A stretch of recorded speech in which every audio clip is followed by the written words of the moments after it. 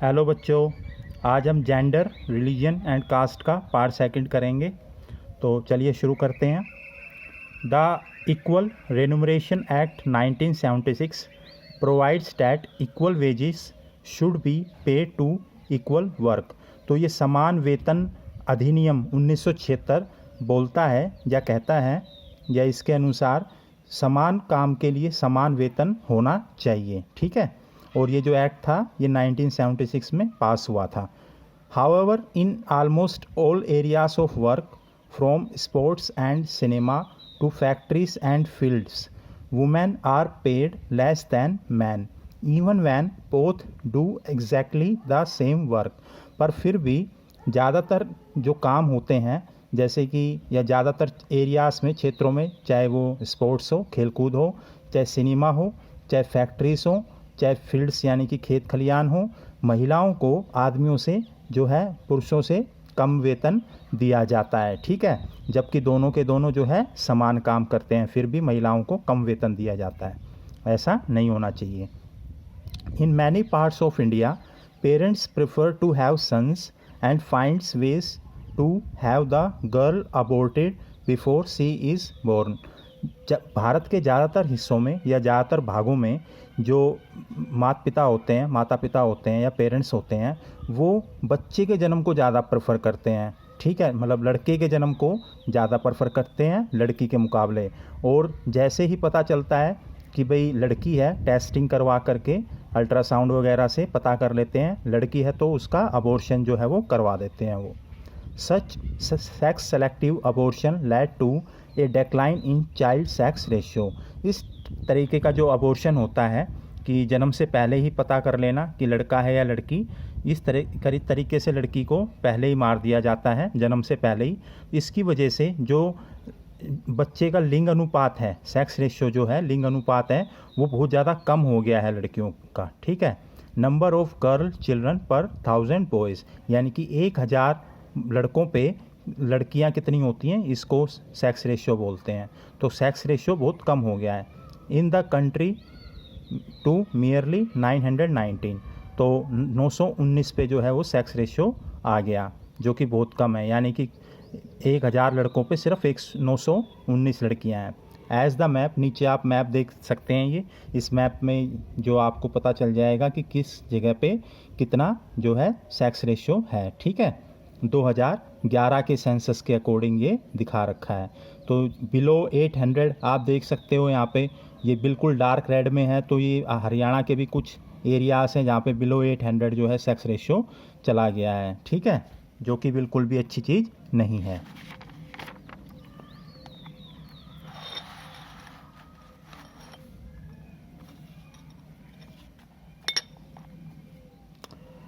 shows this ratio has fallen below 850 और even 800 in some places।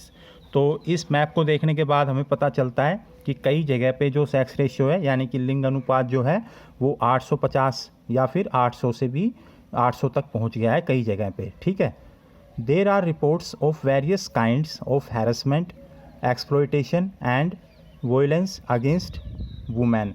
अब कई जगह जो है महिलाओं के खिलाफ जो है, महिलाओं के साथ जो है उत्पीड़न होता है, उनको परेशान किया जाता है, हैरेसमेंट की जाती है, एक्सप्लॉयटेशन महिलाओं का शोषण होता है, और वॉयलेंस यानी कि उनके साथ हिंसा भी की जाती है भारत के कई एरियाज़ में। Urban areas have become particularly unsafe for women. और जो शहरी क्षेत्र हैं, अर्बन एरियाज़ हैं, ठीक है, टाउन और सिटीज़, वो स्पेसिफिकली ख़ास तौर पे महिलाओं के लिए असुरक्षित बनते जा रहे हैं। ठीक है, अनसेफ बनते जा रहे हैं।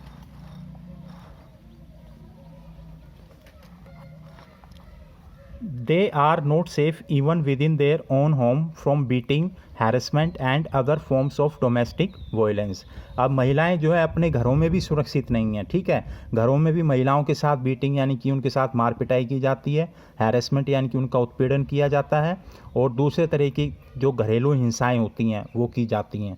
तो महिलाओं की स्थिति बहुत ही दयनीय है।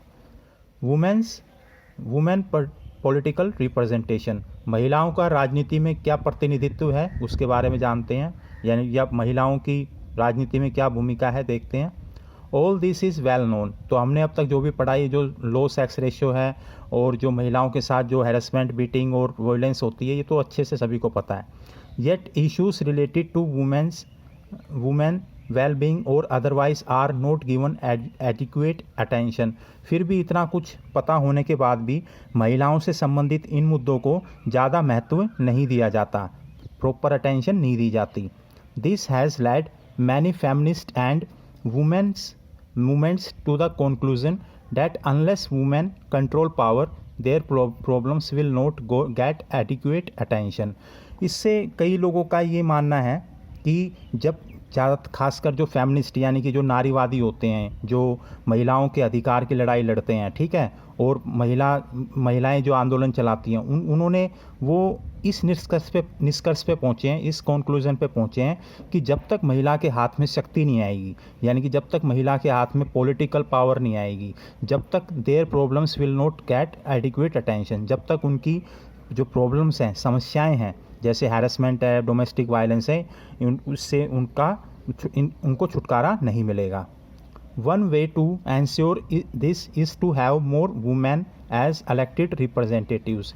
इसका एक बहुत ही अच्छा तरीका है कि ज़्यादा से ज़्यादा जो महिलाएं हैं वो चुन कर के प्रतिनिधि बने, यानी कि ज़्यादा से ज़्यादा महिला पार्लियामेंट या जो लेजिस्लेटिव असेंबलीज या लेजिस्लेटिव काउंसिल्स होती हैं उसमें चुन करके आएँ, ताकि वो फिर यहाँ पे अपनी प्रॉब्लम्स को उठाएं और उनकी प्रॉब्लम्स का सॉल्यूशन हो। In India the proportion of women in legislature has been very low. अब इंडिया की बात करें तो जो अनुपात है महिलाओं का, भारत के जो विधानसभाएं और जो भारत का पार्लियामेंट संसद है, इसमें बहुत ही कम है, यानी कि महिलाओं की भागीदारी इनमें बहुत ही कम है।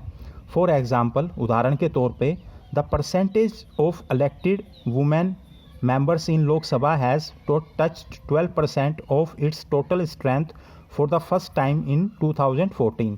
तो महिलाएं का जो अनुपात है, ठीक है, वो पहली बार 2014 के चुनाव में 12% तक पहुंचा, यानी कि लोकसभा के अंदर लगभग जो 552 सीटें या 550 सीटें होती हैं, उसका 12% ही जो है वो महिलाएं हैं, और ये भी पहली बार कब हुआ, 2014 के चुनाव में चुन करके आई। Their share in state assemblies is less than 5%। और अगर राज्य की विधानसभाओं की बात करें तो वहाँ पे ये अनुपात 5% से भी नीचे है, ठीक है। In this respect India is among the bottom group of Nations in the world. इस तरीके से अगर इस अनुपात की बात की जाए या वुमेन की पॉलिटिकल पार्टिसिपेशन की बात की जाए, रिप्रेजेंटेटिव की बात की जाए, तो इंडिया का स्थान सबसे नीचे वाले देशों में है दुनिया में। See the graph below. अब नीचे अगर हम ग्राफ देखते हैं तो सबसे ज़्यादा 42% है, कहाँ पे, नॉर्डिक कंट्रीज़ जो डेनमार्क है, स्वीडन है, नॉर्वे है, फिनलैंड है, यहाँ पे सबसे ज़्यादा महिलाओं की भागीदारी है, किसमें, जो असेंबलीज होती हैं उनमें। फिर अमेरिका है, फिर यूरोप है, फिर सब सहारन अफ्रीका है, फिर एशिया, अरब स्टेट्स हैं, पैसिफिक हैं, फिर इंडिया है। देखो इंडिया में सिर्फ 11.8%, ठीक है। तो इंडिया में जो महिलाओं की भागीदारी है असेंबलीज में बहुत ही कम है। अगर इनकी ज़्यादा होगी तो इनकी जो प्रॉब्लम्स हैं उनका सॉल्यूशन होने के चांसेस ज़्यादा हो जाएंगे।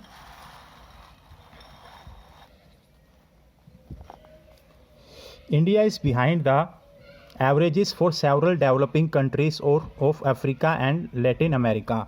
तो भारत जो है काफ़ी देशों से जो है वो पीछे है इस मामले में, ठीक है। जैसे कि अफ्रीका जो दूसरे विकासशील देश हैं उनसे पीछे है, जैसे कि अफ्रीका और लैटिन अमेरिका जो महाद्वीप हैं उनसे बहुत पीछे है।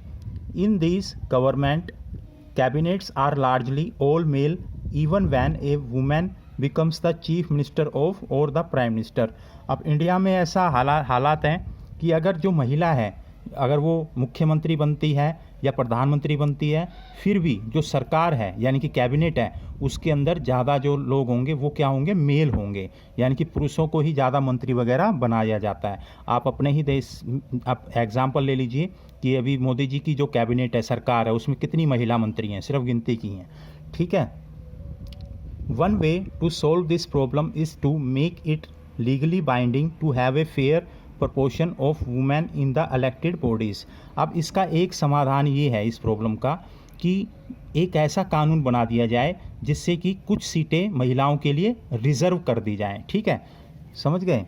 That is why the what the Panchayati Raj has done in India, और ये काम पंचायती राज जो प्रणाली है भारत में उसमें हुआ है, जिसमें क्या है 1/3 of seats in local government bodies in panchayat and municipalities are now reserve for women.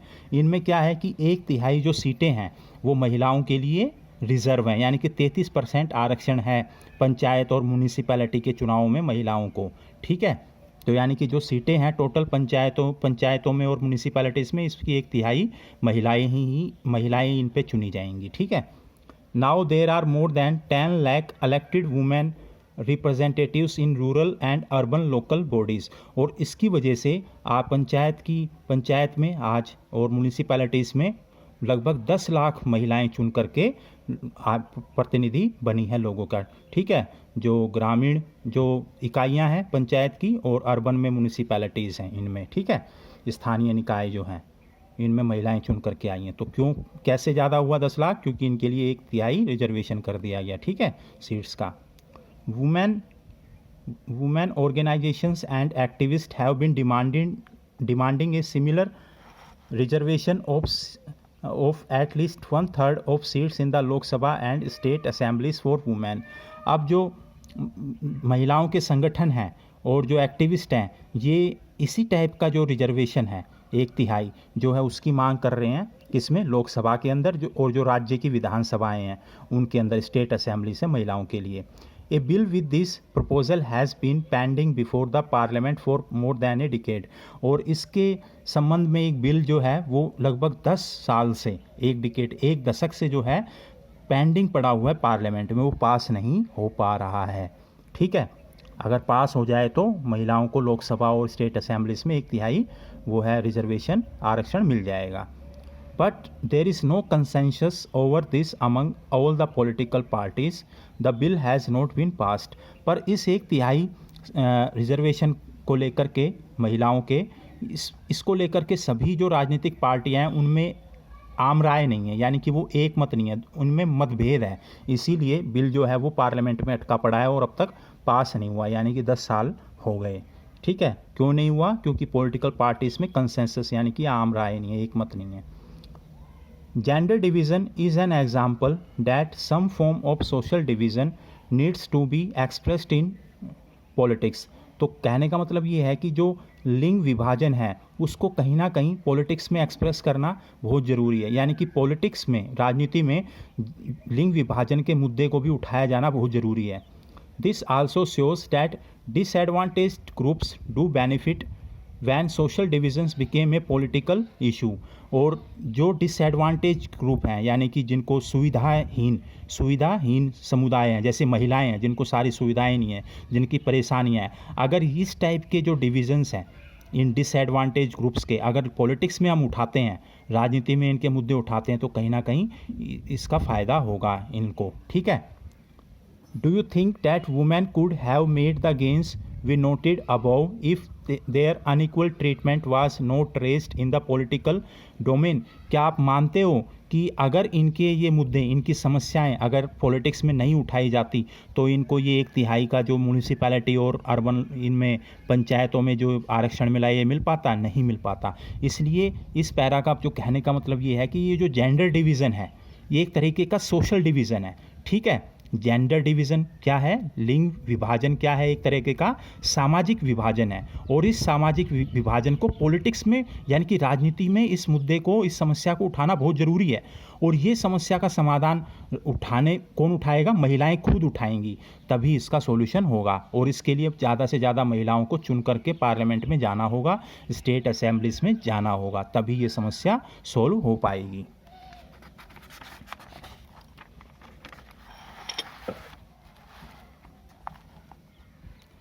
Late religion, communalism and politics, धर्म, सांप्रदायिकता और राजनीति। अब बारी बारी इनके बारे में पढ़ेंगे।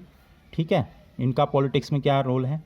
Late us now turn to a very different kind of social division, the division based on religious differences. अब एक अलग प्रकार के जो सामाजिक विभाजन है उसकी बात करते हैं, और जो कि धार्मिक भिन्नताओं पे आधारित है। ठीक है, धर्म पे आधारित है। This division is not as universal as gender.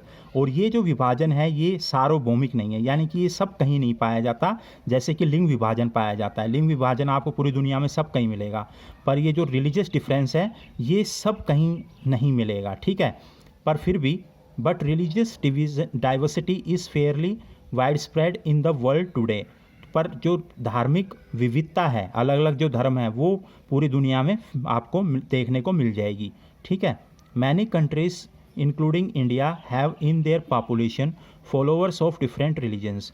अब काफ़ी सारे देश हैं जैसे कि जिनमें एक भारत भी है, यहाँ पे जो पॉपुलेशन है, जनसंख्या है, उसमें अलग अलग धर्म को मानने वाले लोग हैं, ठीक है। भारत में जैसे हिंदू धर्म को, मुस्लिम धर्म को, सिख, ईसाई, ठीक है, इस टाइप से जो है अलग अलग धर्म को मानने वाले लोग मिल जाएंगे आपको।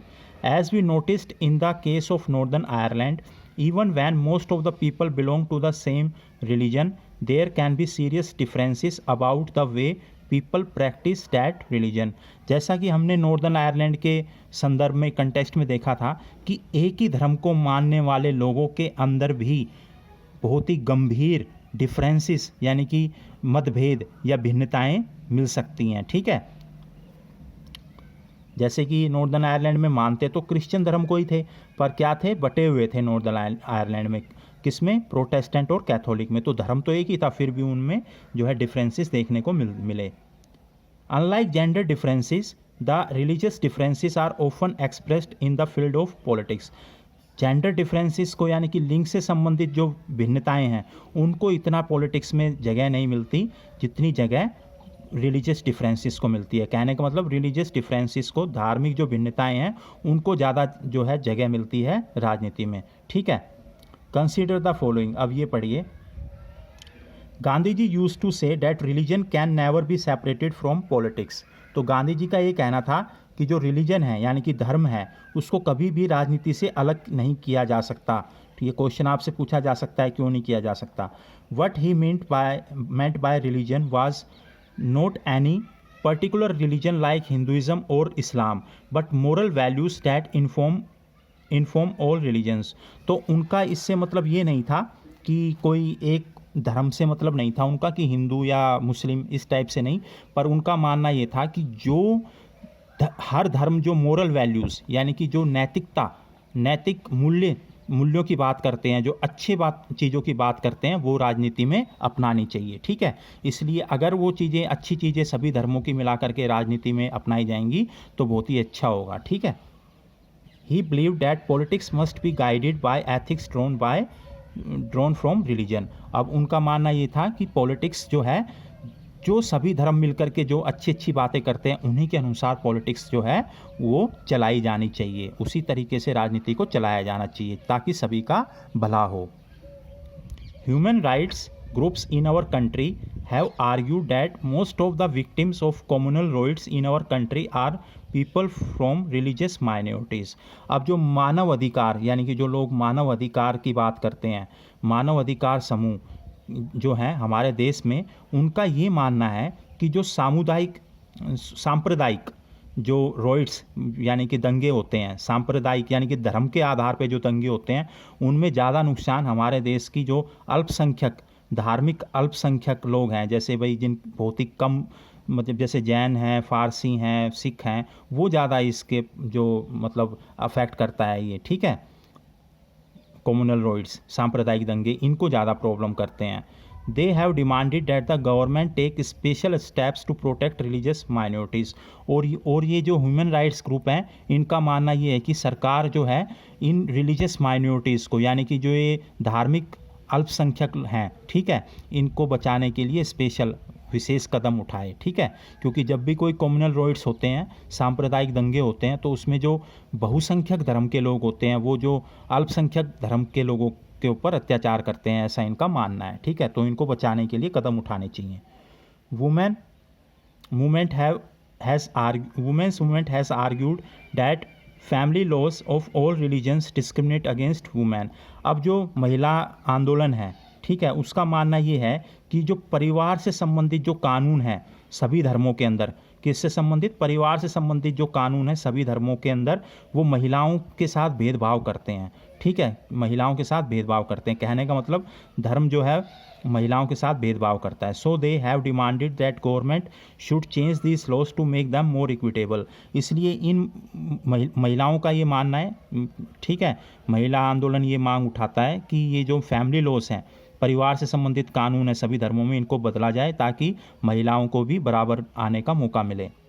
ठीक है, all this instances involve A relationship between religion and politics. अब ऊपर जितने भी हमने एग्जाम्पल दिए सभी में जो है धर्म और राजनीति का आपस में संबंध देखने को मिलता है। ठीक है, but they do not seem very wrong और dangerous. Ideas and values drawn from different religions can and perhaps should play a role in politics। कहने का मतलब ये है कि जो अलग अलग आइडियाज़ हैं, विचार हैं, मूल्य हैं, अच्छी अच्छी चीज़ें हैं, अलग अलग धर्मों से लेकर के इनका पॉलिटिक्स में एक रोल होना चाहिए, भूमिका होनी चाहिए। यानी कि सभी धर्मों में जो अच्छी अच्छी चीज़ें हैं वो पॉलिटिक्स में आनी चाहिए ताकि सबका भला हो सके। People should be able to express in politics their needs, interests and demands as a member of religious community। ठीक है, और लोग जो हैं आसानी से अपनी जो ज़रूरतें हैं, अपने जो हित हैं और अपनी जो मांगे हैं वो राजनीति में आसानी से अभिव्यक्त कर सकें, एक्सप्रेस कर सकें। ठीक है, Those who hold political power should sometimes be able to regulate the practice of religion so as to prevent discrimination and oppression।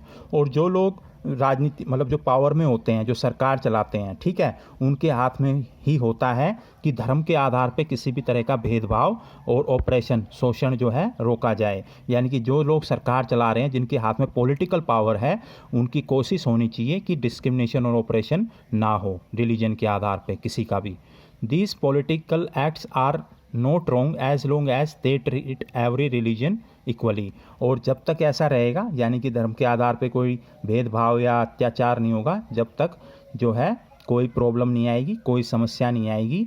ठीक है, और सभी जो रिलीजन है उनका बराबर जो है उनका इक्वली रिस्पेक्ट करनी चाहिए। ठीक है, थैंक यू वेरी मच।